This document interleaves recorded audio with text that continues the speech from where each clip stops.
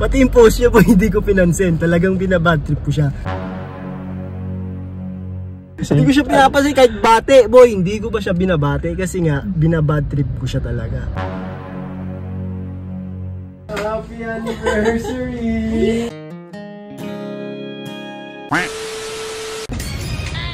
John B, oh, may dalang bulaklak. May surprise.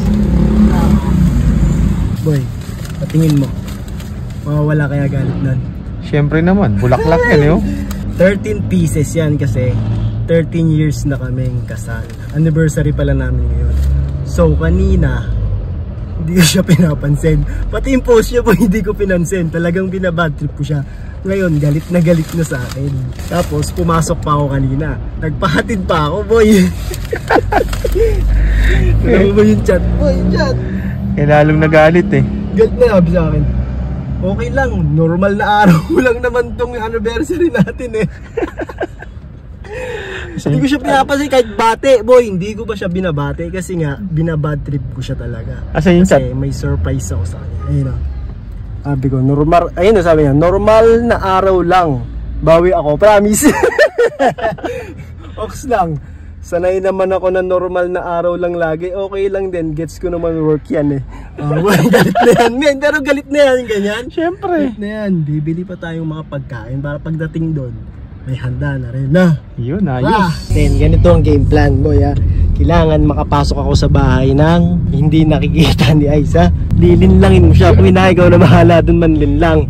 Gawa natin ang paraan niya. Sige. Ako, kailangan ko makapasok sa loob ng sala nang hindi niya nakikita. Kaya ba yun? Kaya yan. Here we go. Mawawala na yung galit niya, boy. Mawawala na yung galit. Galit na galit pa naman sa'yo.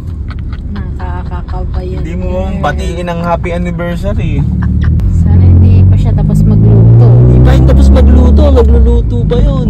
Siyempre yung luto nun, yung sa dinner. pag-uwi pa rin ni Jan.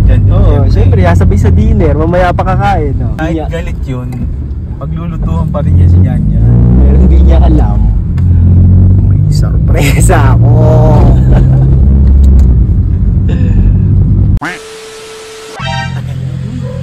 Paano hindi matagal yung asawa mo? Tagal kumilos.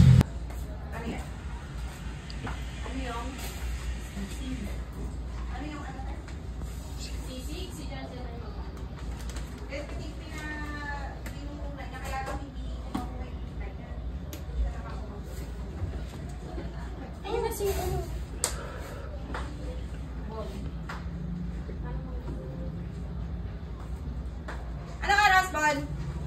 Na-chat ko pa si mama eh. Happy anniversary! Iiyak na yan!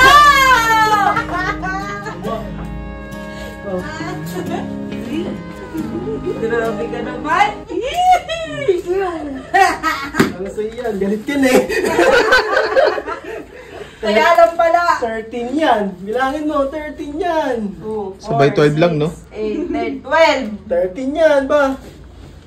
Bakit flower? Alam mo, ayoko flower ah! Ba't nga 12? 12 lang! Ayan po, natabunan. Tabunan, ayun o. Ikaw, kala ko. Pati yung bulaklak, sinosurprise kayo ah. Pati handa mo, meron na. Ay, grabe! Nagluto pa naman ako! Kasi galit ka na eh. Ay, grabe. Surprise ka ba? Dahil galit lang ako, kaya ka na... Hindi, joke lang. Talagang may plano ako. Uy, ba't umuwi?